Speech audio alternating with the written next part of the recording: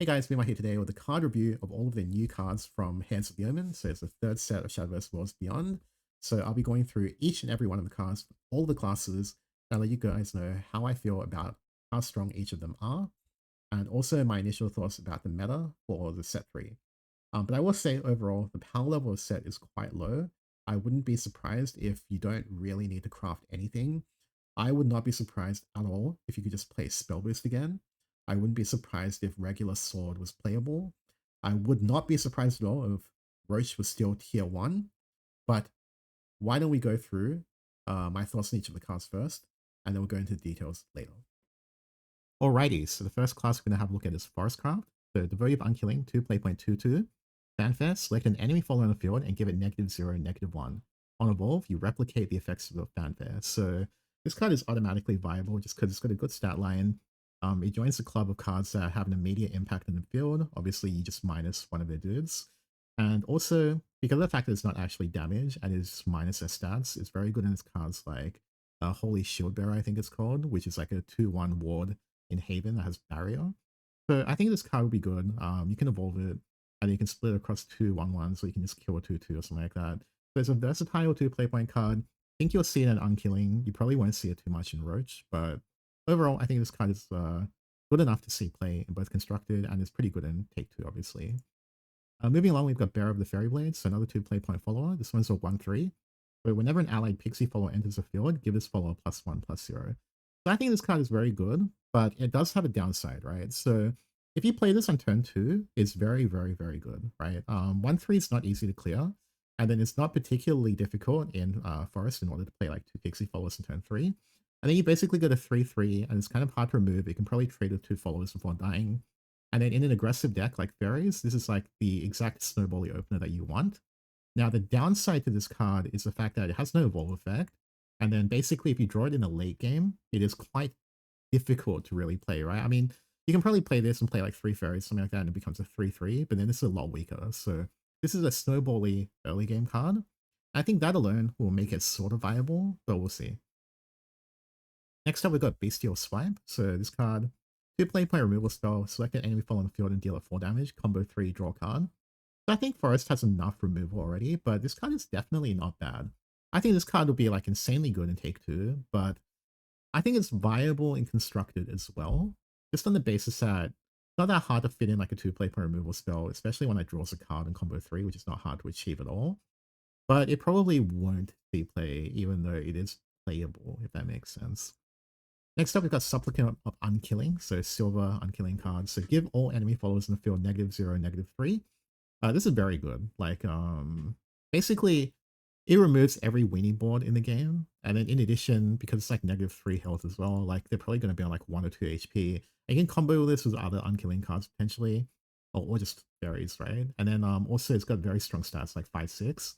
So not only is it clearing the board, but it forces your opponent to deal with it as well. And then on Super Evolve, you're just going to full clear everything, like -6 HP. Kind of crazy, and it gets along around like aura and stuff like that. So I think it's viable for sure. So next up, we've got Great Wood Warrior. So add a Deep Wood Bounty and Fairy to your hand on Last Words, and it's a 4 play point 4/4. So I don't think I like this card very much in Constructed. I think Last Words is a little bit too slow, even though the stats are fine. I think this card is mostly a Take 2 card, to be honest. I mean, great value. It sets up your 0 play point like combo plays for later turns. So Take 2 card, most likely.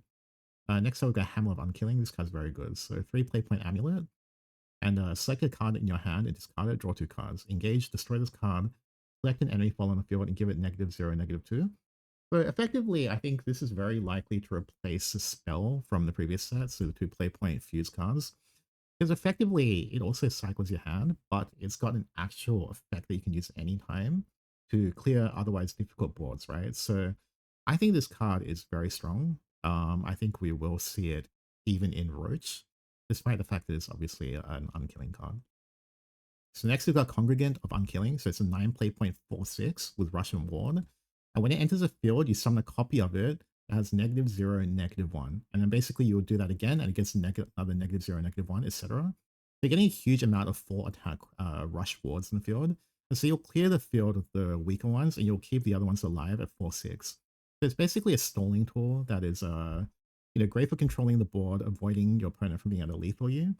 It's reminiscent of Amalia and Sword. I think this card's not bad, it just costs a lot. I think it will see play, especially in the controllish builds, but my god, it costs so much, man. Next up, we've got Eradicating Arrow. So do this X times. Give a random enemy fall on the field -0, -1, where X is your combo. So I think this card is not bad. I think, obviously, the card you would want to compare this with is Ambush from Above. It's hard to say which one is better. This one obviously has a much higher upside. However, I think Ambush from Above, obviously requires a lot less setup. And you get like the 4 damage, right? With only combo 3. Whereas for this one, you would need to get like combo 4. You pretty much have to play this at the end of your combo.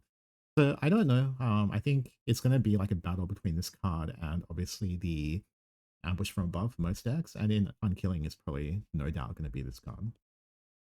So next up, we've got Krill, Head Unkilling. So on Fanfare, give all enemy followers in the field -0 and -2. It's got Ambush, and once in each of your turns, when an enemy follower is given negative defense in the field, restore 1 health to your leader. In addition, that does proc on your Fanfare, right? So the time you play it, you also restore 1 health.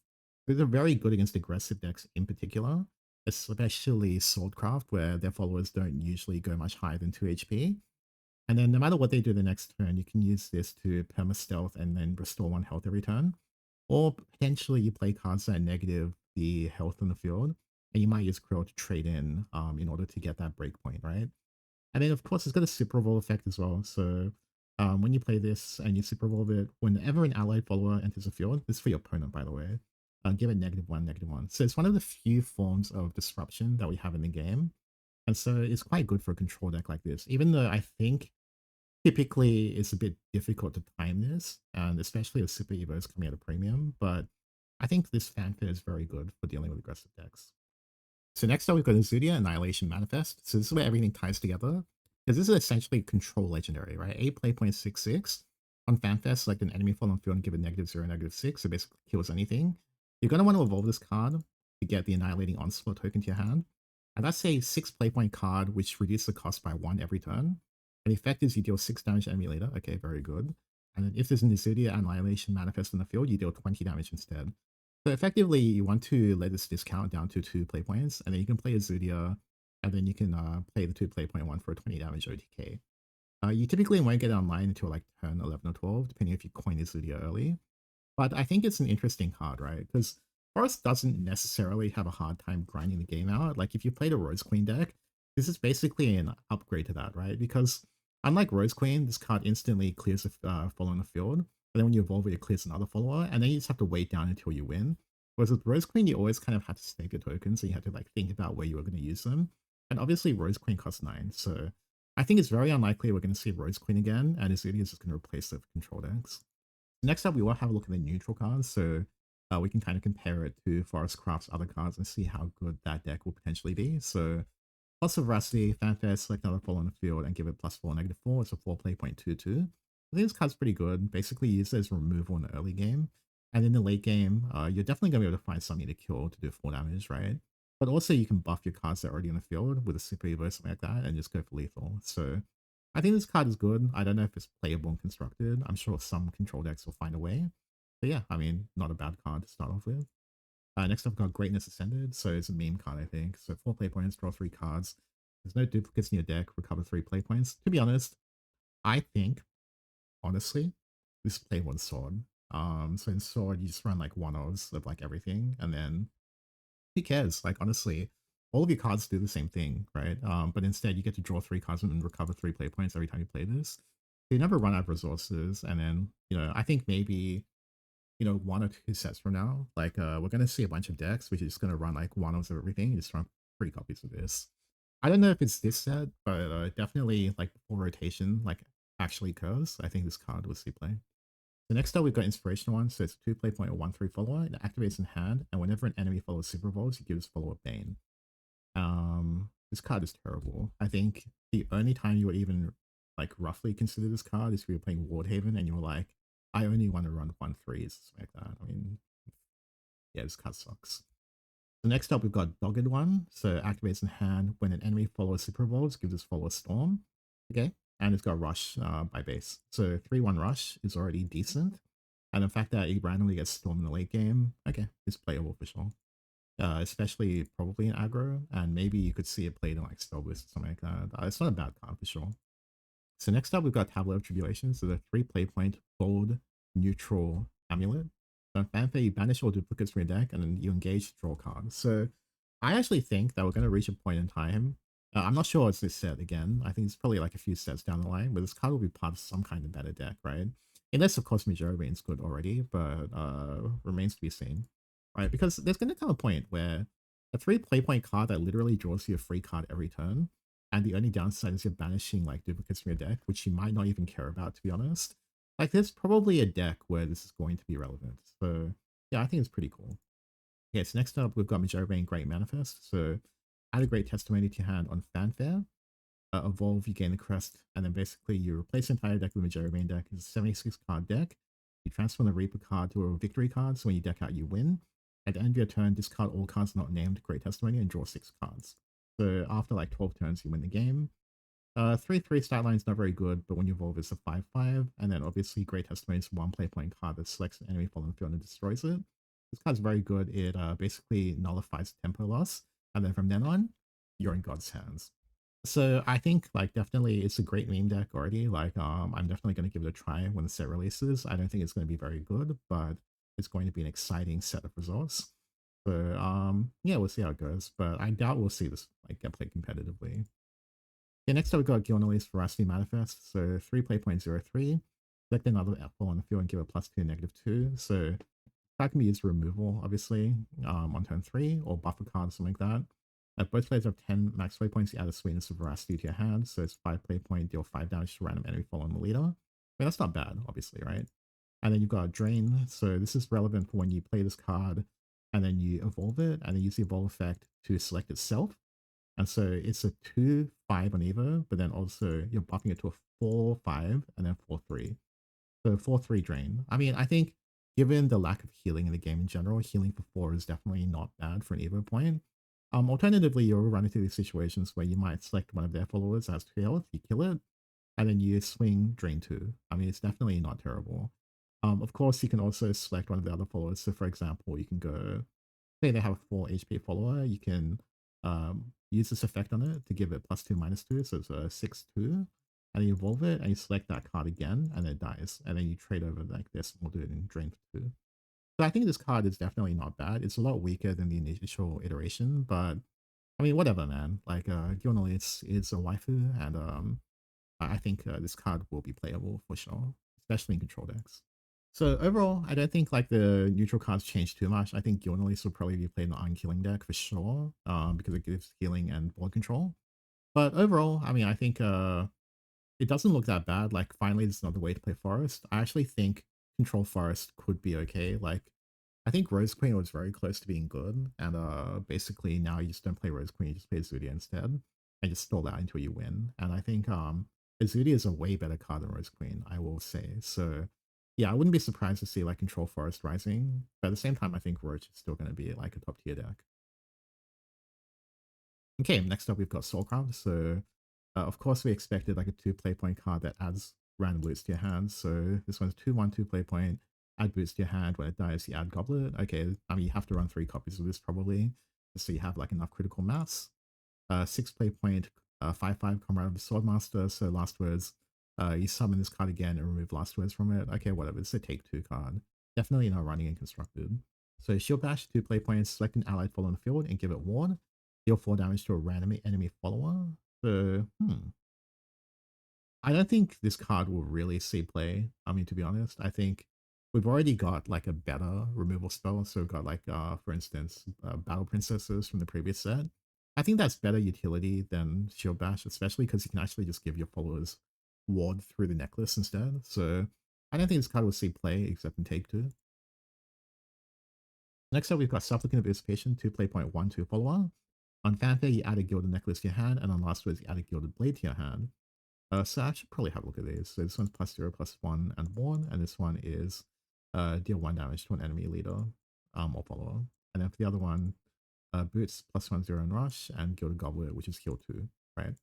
So overall, like my view is like, of course, these cards can't be 2/2 because like otherwise they'd be too strong. But at the same time, for a deck like Sword to like have cards which are off the required stat line could be like a big liability, right? Like I think especially like for example, Devotee of Dissipation, it just gets wrecked by Forestcraft, like as an example, right? And so these are going to be like liabilities, like in any tempo-based matchup, which most of the time I would say Loot Sword is looking to be. It's probably not supposed to be a combo deck, to be honest. So the fact that none of these are 2/2s is already a sign that they're trying to balance this particular deck. So we'll have to see like the rest of the cards before we make a concrete judgment. So Peppy Scout, 5 play 3/3, summon a random Soulcraft follower that costs 3 or less from your deck. And then on evolve, you select another allied follower on the field and give a +2/+2. So I actually kind of like this card. I think this can see constructed play, honestly. I think one of the things is like this card is very anti-synergistic with Volse. And Volse is like the best free play played sword card, right? But instead you might opt to run like 3 copies of Rose or something like that to guarantee that you always get like a good outcome from Peppy Scout. And then like basically if you get this in Rose, like it's basically able to clear the board without using an Evo point while still building like a 3/3 and a 3/2. So I legitimately think this card is not bad, but it's going to change the way that you build Sword if you want to run it. Lair of Dissipation. So again, this is a 1 play point loot generator. So you choose which mode to activate. You either get Gilded Blade and Gilded Necklace, or you get Gilded Goblet and Gilded Boost to your hand. You can just also hold it forever until you decide what you want. So of course, this card's going to be a 3 for this particular deck. There's no question about that. Okay, next up we've got Congregant of Dissipation. So 4 play point 3/3. On Fanfare, you add Goblet and Boost to your hand. But if you play or fuse a loot card, deal 3 damage to a random enemy follower, and on evolve, recover 1 play point. So obviously this card's like your first payoff in terms of like the Dissipation package. So it's like your way of, for example, like, you know, obviously in turn 2, you're playing understated followers. And so in turn 4, that's probably when you're meant to make all of that back, right? By playing or fusing loot cards. So this card is not bad. I mean, obviously it's going to be the core of your stabilization engine and like getting control over the board. So of course, this is an obvious 3 of. Next up, we've got Returning Slash. So fuse loot cards. Deal 2 damage to a random enemy follower and then add a Gilded Blade to your hand. If you fuse to this card, you draw a card. This card's insane, right? Like, obviously, like your loot cards are basically going to your hand for free. And then this card's going to kill something and then add another loot card to your hand, so it's free. And then you draw cards, so yeah, free of. I think you could probably even splash this in decks that aren't strictly loot sword. Next up, we've got Sincero Heirs Dissipation. So you fuse loot cards. On Fanfare, deal X damage to all enemies, where X is a number of differently named cards fused to this card. And Super Evo, you duplicate the effect. So this card will most likely do 8 damage to enemy leader with Super Evo. Ideally, you have like 2 of these, and then you do something like 16 damage, something crazy. But realistically, you're probably only playing 1 of these game, and then you're looking at Albert for lethal or something like that. I mean, it's like obviously the card, the payoff running the loot engine.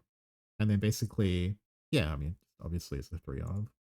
And then we've got Octress, Hollowness Manifest, so 3 play point 3/3. Okay, good stats. Fanfare, Crest, gain Octress, Hollowness Manifest, so countdown 8. Whenever you play or fuse loot card, advance the Crest count by 1. And then add a Remnant of Hollowness to your hand, and then it's a 1 play point spell that deals 4 damage split across all enemies. So I guess the combo is you want to play Sincero, Super Evo, clear everything, and then play the Remnant of Hollowness to do 4 damage to the enemy leader. Right, so that combo alone will do 12 damage to enemy leader. So I think this card's not bad at all. And on evolve, you add 2 loot to your hand. Okay, cool.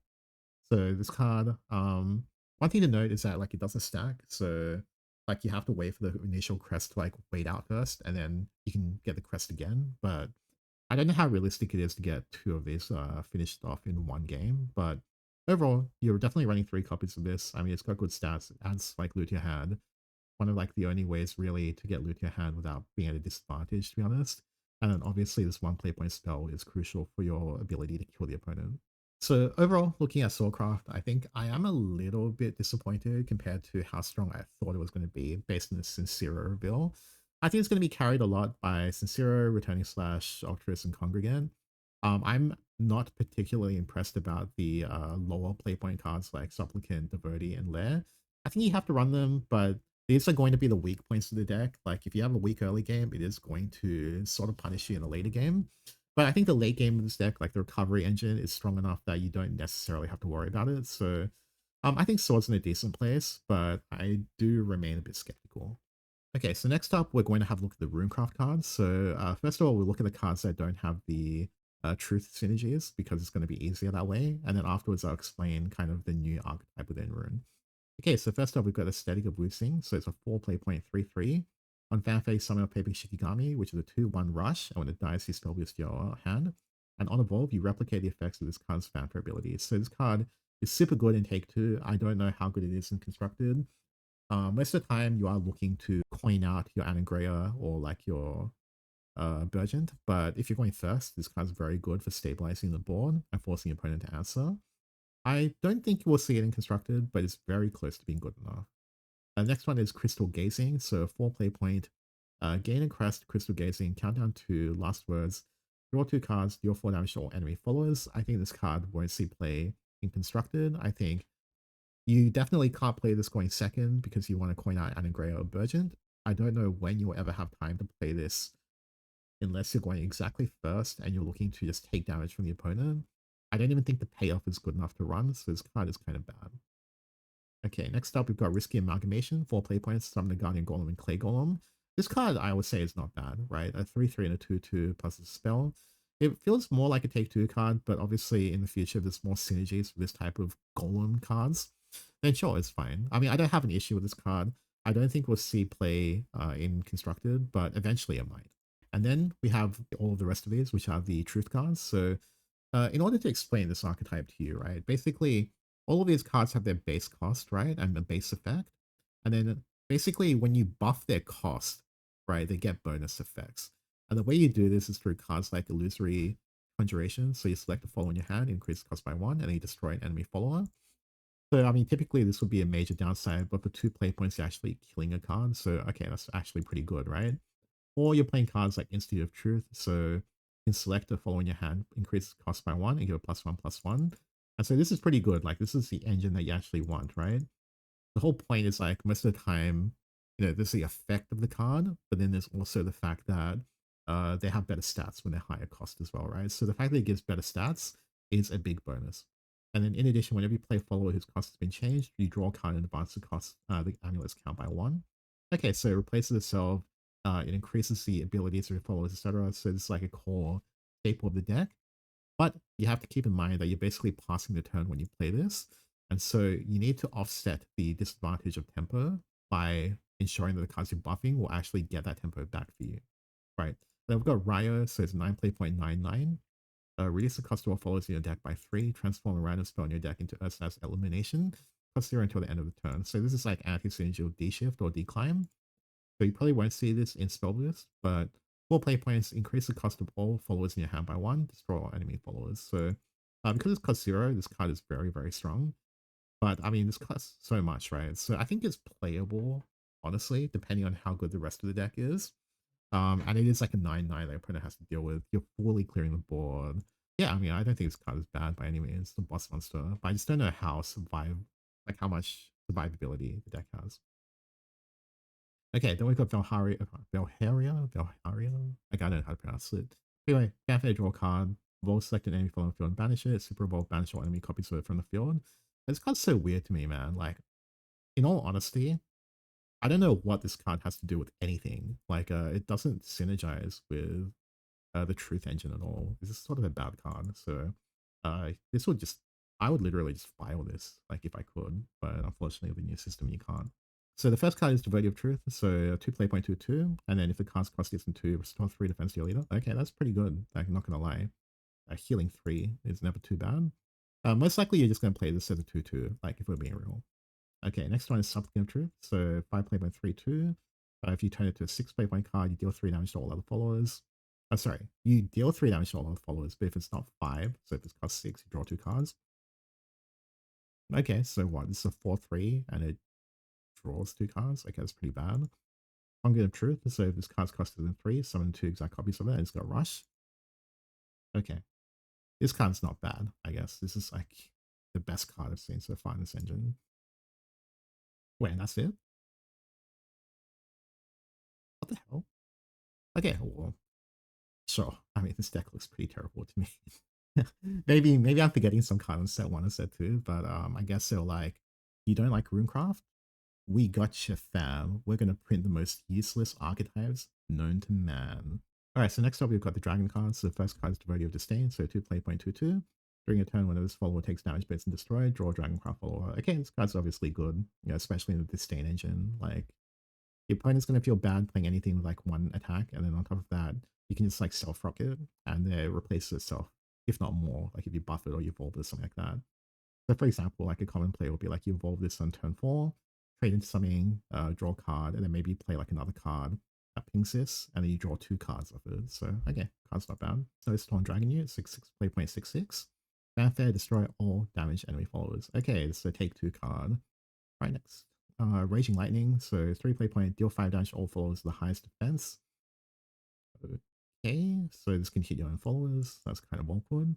If you're an overflow, deal 3 damage to all leaders with the highest defense. Okay, so that can be you as well. I think this card's pretty bad, but might be meta dependent, but I don't think we're going to see it this set. So next up we have Supplicant of Disdain, so it's a 5 play point 3/5 rush board, and at the end of your turn, fully restore the defense of this follower and restore the same amount to your leader. So the amount of healing this card can do is kind of insane. So obviously, ideally, you just swing into something and you just heal for 4. But you can also evolve this card, so it becomes a 5/7. And then say it takes 6 damage, you heal for 6. That level of healing is like unheard of, like in, you know, Worlds Beyond. So like basically for almost no downside, and to be able to heal for that much is kind of crazy. Like you'll probably play this even outside of the Steam package. Next up, we've got Ocean Rider, so 3 play point 1/1, summon a Majestic Megalorca if you're an Overflow, summon 2 instead. Whenever an allied marine follower enters the field, give it ward. I don't think this card is very good. I mean, I think it's okay. And like we're slowly reaching a point where we can just build like a Megalorca deck, like, you know, just in general. But it just seems like an average card. I don't feel like the ward really makes difference because you're probably trading your orchids in anyway. But I mean, whatever. Like, it's not terrible. It's not good. Nation of Disdain, 2 play point, countdown 4. Amulet, so engage 1, deal 1 damage to all followers. Yeah, this card seems fine to me. Like, basically, you know, you deal 1 AoE damage to everything, including your own dudes. And most of your cards gain effects when they get damaged. So, okay, cool. Nothing bad to say about this card. Congregant of Disdain, so deal 3 damage to all followers. So that includes itself, right? So this becomes a 5/4 on you know, on play. So already it's not as broken as a 7 stat line would suggest. And then your turn, if this follower's defense is 3 or less, give all Dragoncraft followers in your hand +1/+1. Okay, that's interesting. So basically you play this to buff your other dudes, specifically Supplicant of Disdain, I would assume. I don't think this card is particularly great. I mean, obviously you do most likely just run into Disdain, but nothing super impressive. Like I think you probably run 3 copies and then, you know, it clears the board. Your opponent should probably be careful of the 3 damage like threshold. And then basically a guy's getting +1/+1 is good in general, right? But yeah, it's a bit of an awkward card. Like I'm not super impressed, but I guess you play it. Okay, next up we got Ferocious Flame. So 1 play point, it's just rending Disdain like back. So 1 play point, select an enemy follower on the field and deal it 1 damage, and then deal 3 damage to a random enemy follower. If you're an overflow, draw a Dragoncraft follower. Okay, this card's insane. This card's so good. Like I think you play this in like a lot of different dragon decks, to be honest. You know, the fact that it scales into late game as well, and then you can effectively, you know, draw a free card. Yeah, I like it. I like it a lot. Azurifrit, to Disdain, so 9 play point 5/7. Fanfare, do this 3 times, deal 2 damage to all followers. Okay, sure. So it drops itself to 1. And then during your turn, whenever this follower takes damage based on destroyed, deal 1 damage to the enemy leader. Okay, so that's 3 damage to enemy leader. Super Evolve it, restore the defense, and deal 2 damage to itself, to everything 3 times. Okay, so effectively what this card reads is when you Super Evolve it, you do 6 damage to enemy leader, you full clear their board. And when it's Super Evolved, it doesn't take damage. So on Super Evo, it'll be like an 8/10. You've done 6 damage to the enemy leader, if I'm not mistaken. Yep, do 6 damage to enemy leader, and then the entire board is dead because you're doing 12 AoE, right? And in addition, you can also play around with it. So if you buff with Congregant of Disdain, then this card can take even more punishment, right? So this card's very good actually. I think you would even play this outside of Disdain. Very, very good, like in both dragon decks. Like you might actually play this over stuff like Twilight Drake, because while Twilight Drake clears the entire board and draws you 3, I suspect that doing 6 damage to enemy leader while full clearing and forcing an opponent to deal with it is better. But yeah, very great card. And then we have Galmu, Art of Manifest. So when you play this, you gain a crest, and the crest is every time one of your followers takes damage based on destroyed, you add Fangs of Art and Destruction to your hand. So of course, this is 0.1 AoE damage. And this combos extremely well with, you guessed it, Azurifrit. So again, when you're Super Evoed, it's still going to proc the effect, I'm pretty sure. So Effectively, like if you have a bunch of these, you're doing like 7 AoE or 8 AoE or whatever instead. And then also, let's see, Galmi itself can be enhanced 7 to give it Storm. So if it's buffed with the Congregation of Disdain, you are actually doing a 6/6 base and you're either maybe like 8 or like 9 damage, something like that. So I think this card is like, it's not bad, honestly. Like now that I've seen like the rest of the package, I'm not super impressed with Galmu in particular, but I am very impressed with Azurifrit and Supplicant Disdain. Right, these two cards are insane. Like it's so good, honestly. And then like Ferocious Flame is really good. Like you've got a bunch of very strong cards in Dragon. I think this is like a really good set for Dragon. Like sure, you don't have like another ramp card, but instead you're getting like a bunch of like splashable disdain cards, which actually help you win the game. So yeah, I think Dragoncraft got some pretty good cards to set. You probably run Diornalis as well, maybe. Like, but I guess you don't need it because you got Supplicant Disdain. So yeah, I mean, cool. Like I think Dragoncraft won pretty big here. Next up, we've got Abysscraft. So it's the entwining engines. Basically, I guess we should look at Shamnachar, right? So basically, once you played 10 mode select cards and you play this, you get to pick both of your modes. And effectively, this card is like probably activatable around turn 7 to 8. And you can also Super Evo and then select an enemy following the field, destroy it, and add a copy of it to your hand. So, I mean, okay, whatever. Like every once in a while, it will still come up as well. So effectively, with that in mind, like we're rating these cards as if like, you know, obviously they're contributing to like a late game of some kind. So Devotive Entwining is very good, 3 play 0.11.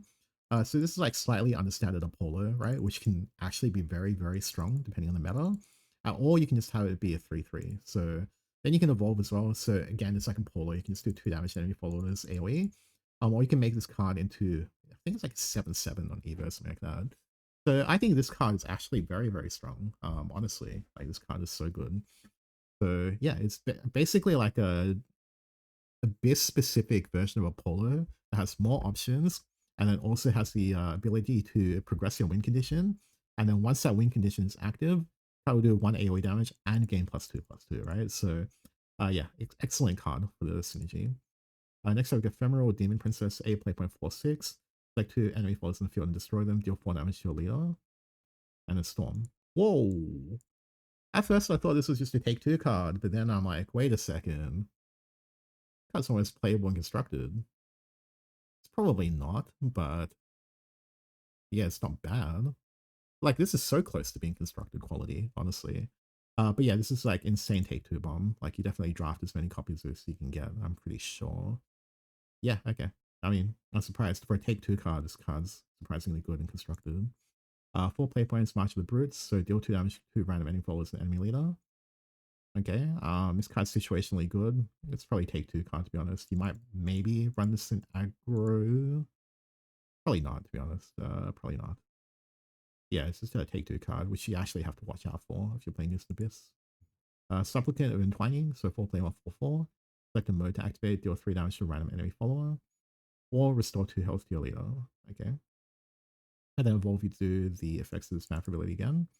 Okay, so yeah, this card's essential for the strategy. Like, basically Devotee and like Supplicant already to me seem like the 2 key cards in the early game. Obviously, you can play this on turn 4 going first, and it's good. Or you can just evolve it, ping something for 3, ping something for 3, and then like swing over the other thing, right? And you get full control of the board. Alternatively, you can use it in a pinch to heal for 4. Like, this card does a lot, right? So I think this card's very strong. Spirited Gravekeeper, Enhanced 7, Reanimate 5, Reanimate 3. Okay. I don't really know how to assess this card. I think it looks like a take 2 card, but I would not be surprised if there was some specific synergies where this is not bad. I don't know what the targets are. That's the problem. But in and of itself, this does not seem like a bad card to me. Cost of Entwining, 2 play point Amulet. So select a mode to activate, draw a card, give a random follow on the field, +1/+1. Okay, that's whatever. Like, you're technically tempo minus. Engage 1, destroy this card, replicate the effects of this card's fanfare ability. So I will be honest, right? I think if you had the choice, I would like not want to play this card, right? Like if I had enough mode select cards, this is probably like one of the first cards I would cut. However, because of the fact that this is one of the only cards, most likely, that like without using an Evo point, you can pay like 3 play points to get 2 mode selects, means that you probably do have to run 3 copies of it, even though I don't like the card personally. Congregation of Entwining, so select a mode to activate. You summon itself and give it Rush, or you summon it itself and give it Ward. Or you can give all allied copies of Congruent Twining +2/+2, and on Super Evo you can use one of the cards again. So basically, this card is like your Giga payoff for when you have Shaman Char active. So you can, for example, play this 4/4, right? And then you can play this one, get a rush, play another one, get a ward. So you've got 3 4/4s in the field. Then you Super Evo it, and you make another ward, right? And then you use the third effect, and you buff everything. And you've got, what is that, like 1, 2, 3, 4, like 4 congregant entwinings with 6/6 of stats and like various effects.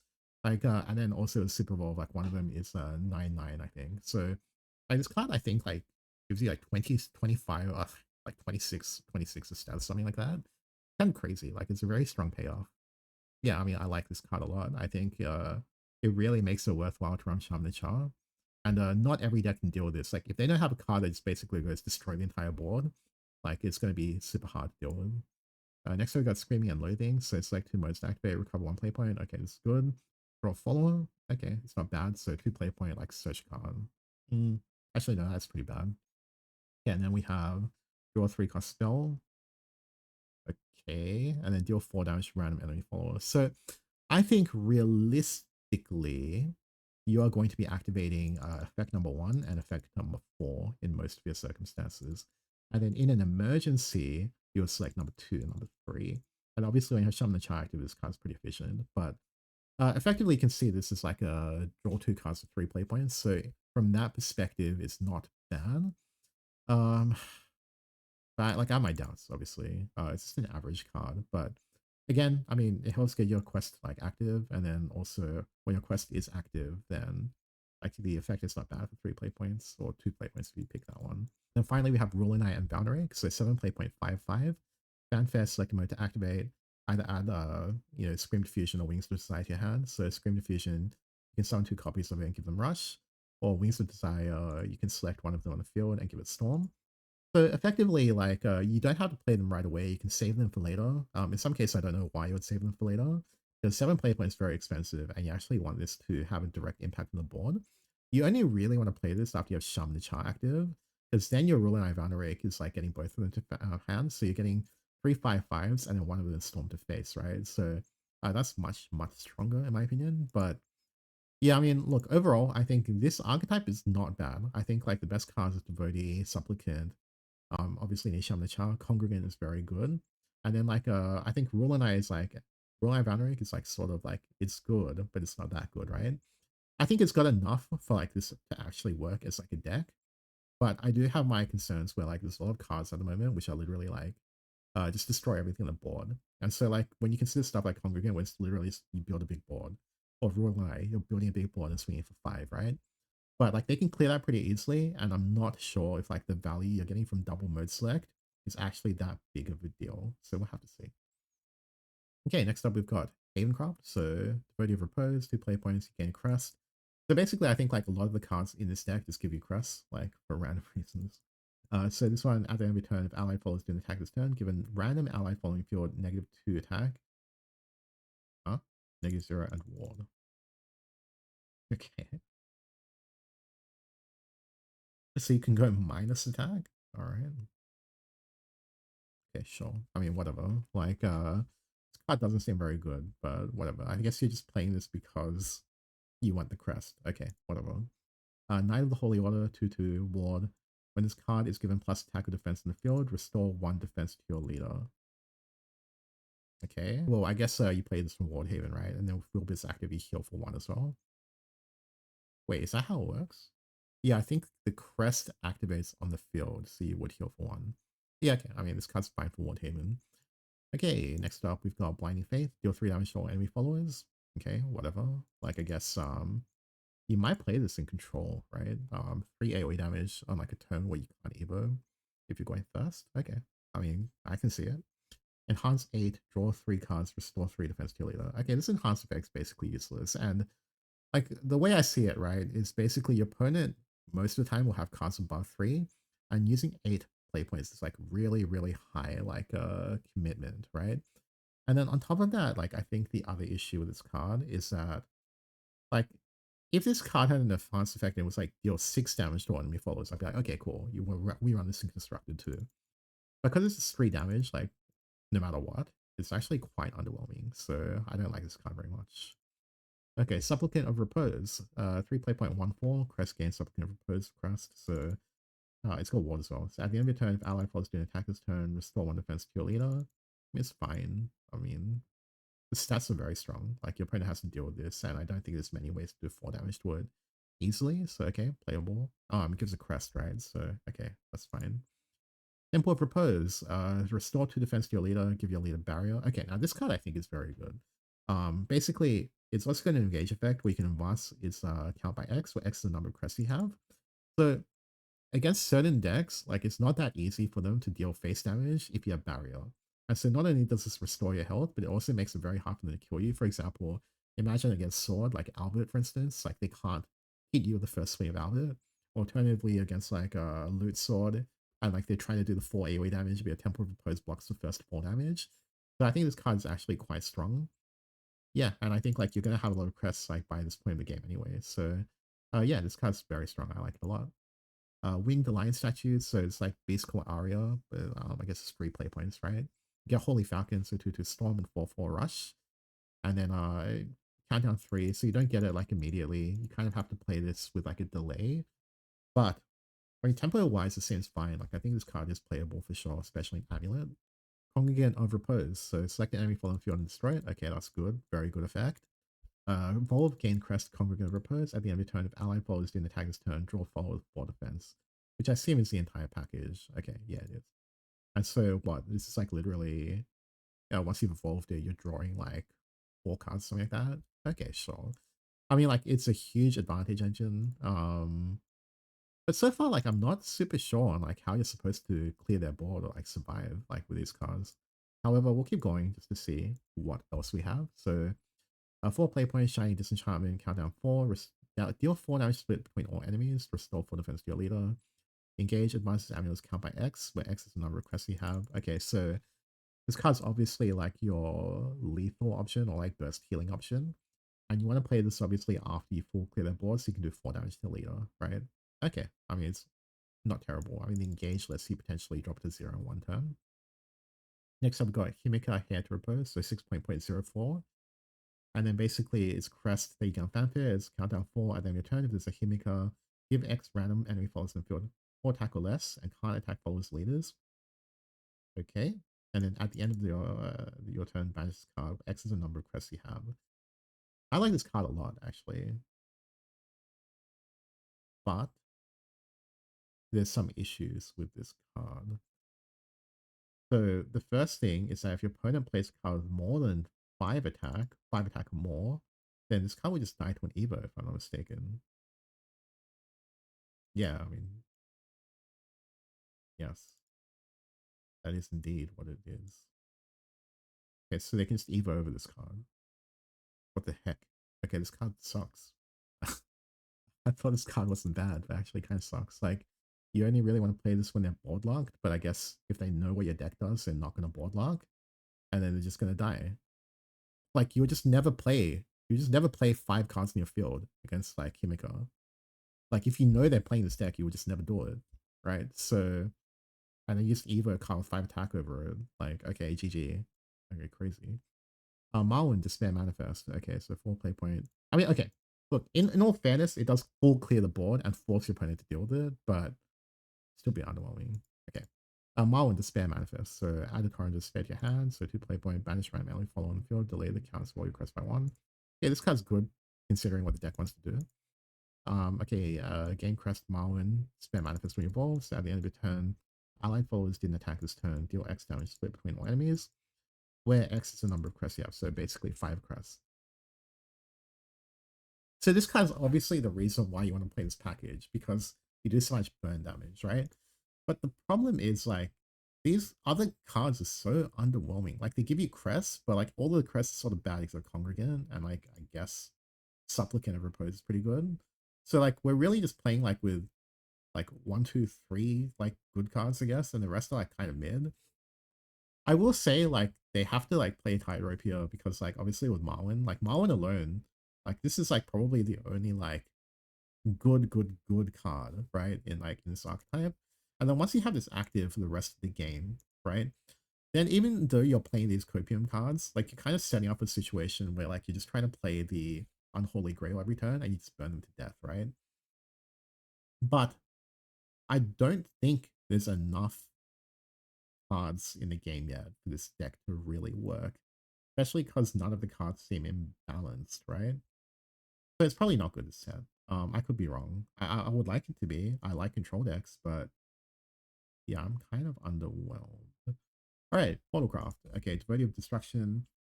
Choose follow plus X plus X. X is the number of allied followers in the field. Destroy all allied followers in the field.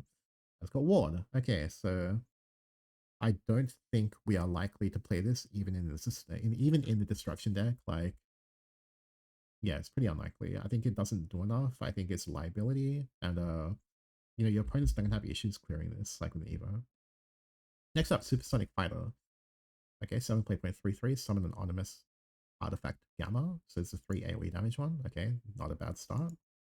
Evolve, select an artifact follow on the field and give a +3/3. Okay. It'll be an 8/6, and then you do 3 AoE, and then this becomes a 5/5, and you can swing into something. I mean, it's okay, but it's probably take 2 card. Very good one at that. Next, I'll go Wide Assault. So 4 play points, select an enemy follow on the field, and destroy it. Add 2 copies of Puppet to your hand. Okay, sure. I mean, this is a pretty good card for Puppets, I guess. Like, yeah, because you don't want to burn your Evo points, right? And then you add Puppets to hand. Okay, sure. I think it's good. Definitely super good in take 2, by the way, as well. But yeah, okay, I don't hate it. Okay, so next I've got Supplicant Destruction, 2 play point 2/2. So fanfare, select another allied card on the field. If you selected one, destroy it and deal 2 damage to a random enemy follower. Evolve, replicate the effects of this card's fanfare ability. Seems kind of mid to me. I mean, I guess it's fine if you have like a Lashana Amulet on the field already, but I don't know. I don't feel this card, to be honest. It doesn't seem very good to me. You probably do run it just because of the fact that it's a 2/2 and you just play on turn 2, and then maybe later on it has some bonus effects, but whatever. I mean, it's fine. Okay, Field Scientist, select a card in your hand, discard it, draw 3 cards. Okay, that's a pretty strong effect. I don't know if it's good enough constructed, but I mean, okay. I don't have issues with it. Okay, so next I've got Wasteland Destruction, 2 play point Amulet. So fanfare is select another allied card on the field. If you selected one, destroy and draw 2 cards. So this is kind of like your card advantage engine. So once you've got the Lashana artifacts in the field, you just destroy one of them and then you draw 2 cards. And then when this card dies, you draw a card as well, and you've got a bunch of cards that will just destroy this for free. So yeah, obviously I think this card is essential for Lashana. It makes sure that you never run out of cards in hand. Yeah, I think it's very good. Okay, so next up we've got 6 play point 3/3, Congregant of Destruction. So fanfare, destroy X random enemy followers in the field, X is the number of other allied cards in the field, destroy all other allied cards in the field. So effectively, this card will kill most likely 3 cards like when it gets played, which is pretty insane to be honest, considering you have to burn an Evo for it. So yeah, this card's probably one of the stronger cards of Archetype. No complaints here. Next up, we got Devastating Soprano. So select an allied card on the field and destroy it. It's on a White Storm New Revelation. So of course, this is your way of getting like the Psalm like engine down even without an Evo point. And you can get it down pretty early. And then basically after that, it means like you can just destroy these very easily to set up your destruction effects. So this card's going to be essential at 3 copies. Next up, we've got Axia Head Destruction. So Ward can't be destroyed by abilities. Super Evolve. Deal X damage to enemy leader, where X is a number of other allied cards in the field. Destroy all other allied cards in the field. So honestly, this 2/4 stat line is not bad. It doesn't really die too much, except for like maybe False, I think. But I think it's quite an underwhelming card. Like this can't be destroyed by abilities effect is probably where like most of the budget went into, but not that much direct destruction in the game right now. The Super Evo is not bad. Like probably you're doing what 4 damage to the enemy leader, based on Super Evo, and then you're swinging over something to do 1 damage, so 5 damage overall. Like it's not terrible, but like for a legendary, it seems pretty low power. I'm not gonna lie.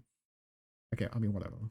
And then we've got Lishana Melody Manifest. So add a melodious melody to your hand, can't be destroyed by abilities. And on evolve, you summon the White Storm New Revelation. So this is like your ideal turn 4 Evo play. Melodious melody is not bad. So like at any point, like after you get in hand, you can just play for 1 play point, select like your White Storm or something like that, and then destroy it. And you deal 4 damage to a random enemy follower. And so I think Lishana is like one of the better cards like in this archetype. Obviously, you want to just Evo this in turn 4. If you miss it, then you can obviously play Devastating Soprano instead.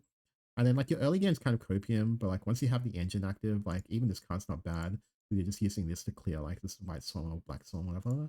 And then apart from that, you've got Conjuring of Destruction, right? So this one, you clear the entire board, you don't have to use Evo. Wasteland Destruction, effectively what? You're drawing 3 cards to 1? Like that's kind of crazy. So this card has a number of very strong cards to it, but I think the issue I have is that the early game doesn't seem great, and maybe supplement that by running the Puppet Engine or something like that. But the early game doesn't seem great. I think the amount of burst damage you're doing is quite low. You're basically just doing chip damage, right? Like Axie as a finisher is quite weak. You probably can't run Orcus because you're running too many cards in the field. That interrupts the Super Evo effect. So I think this deck will be balanced, but I also suspect that it's going to have some very awkward turns. That's like my assumption. And your opponent's gonna have a lot of time to kind of find a way to kill you or heal back up. And that's my assumption, right? So we'll have to see how it turns out. But Portal, like I think is like, it's maybe above average. Obviously, artifacts didn't really get much here. I think Destruction Engine can definitely synergize very well with Puppets. So Puppets are a winner in the set, and the Destruction seems playable. But I think it's bad news if you're an artifact player. I don't think Supersonic Fighter is going to help you outside of Intake 2. Okay, so that basically wraps up my thoughts around all of the new cards in the set. So my first impressions of the set is that it's reasonably low power level. I don't see any major power creeps, which is a very good thing, by the way.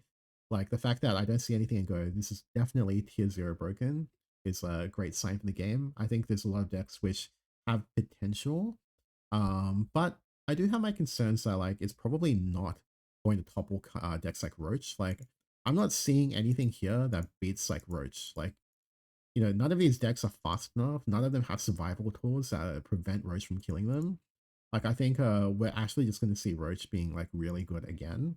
That's my assumption. I think some of these decks have very strong effects, but then like for instance, like when I look at Loot Sword, right? Like how's this deck supposed to kill you before like the Roach combo? You know what I mean? Like there's a lot of these random decks where like they get good cards and they can play against each other very well. But at the end of the day, like how are you killing like Roach fast enough? Like the only thing that was keeping in check really was like Wardhaven. And like Wardhaven might still be playable just because it's good against Roach. But yeah, this set is very good if you're a forest player, I think. I think, the first few days people are just gonna play around for fun. They're gonna play all these Omen decks and like we'll see how like it lands, but yeah, at the moment I'm feeling rather pessimistic about the fact that like I mean I don't mind because I play Roach, right? I mean like if Roach is like another like tier 1 deck like again or like tier 0 god forbid, then it's gonna warp the meta and then like all of these really fun and cool cards they're probably not gonna see play. So that's a bit unfortunate. Power level of the set is very low. Like these Runecraft cards, like they may as well not exist. Like honestly, and I know a lot of people can be happy about that because they don't like the current state of Rune being like so OP. But come on, guys, like I don't think any of these cards are playable in Rune, right? I mean, Sword got good cards. Like obviously, you can run Loose Swords. Loose Sword looks playable. Dragon is big winner. I think like Ramp Dragon is going to be a lot more viable than before. Abyss, I think Entwining has potential, but I suspect it's still gonna die to Roach, like honestly. So, and maybe like if you're lucky, you can do like Congregate Entwining, get Ward, and then buff them by +2. But even then, like, how fast are you actually getting this package online? And are you taking any chip damage at all? Because if you take chip damage against Roach, you're dead before you can drop Shaman Enchant into Congregate. So we'll see, we'll see. But maybe this deck is okay. Like if you get it online by like turn 7 or 8, like because you can play this and then you can play Congregate and Twining, right? And then Super Evo it and then clear the board and make like multiple big wards. So like I think maybe this deck could keep Roach in check, which would be good, right? Then you could play Abyss. And then Havencraft. Okay, I guess technically you get counterplay of Temple of Repose, but you didn't need this anyway because you could just play Wardhaven, right? Which beats Roach. So yep, and then Portalcraft, like, okay, this deck I think like it's a good control deck. Like you can beat the other decks which like don't have instantaneous win conditions, but like there's no counterplay at all against Roach. Like you definitely don't tempo them fast enough. You clear their board, but it doesn't matter because they just want to live long enough to kill you. Yeah, you get some chip healing with Lishana, but I don't think that's going to be enough. So yep, I think overall this set, I would not be surprised to see like the top decks of set 2 still being very good in set 3. I like this is a problem with when you don't have enough power creep. And so we know there's going to be balance changes a month into the set. I would not be surprised to see a lot of buffs or them to finally nerf like some of the broken like set 2 decks. So that's pretty much my thoughts around the set 3 reveals. So hopefully you enjoyed my commentary on like the various cards and my thoughts on the potential meta. If you liked today's video, make sure to give me a like and subscribe, and I'll see you guys next time for more content.